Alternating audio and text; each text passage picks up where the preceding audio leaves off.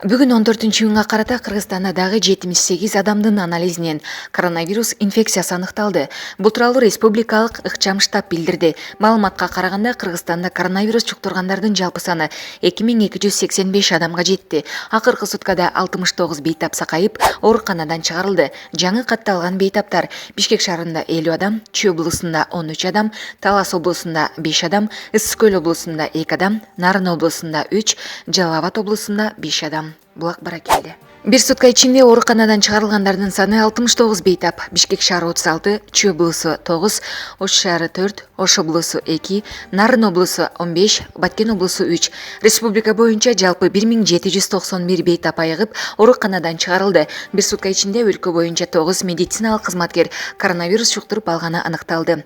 Бишкек шаары 5, Чүй облусунда 3, Нарын облусунда 1. Ал эми стационарлардан сутка ичинде 2 медкызматкер айыгып чыгарылды.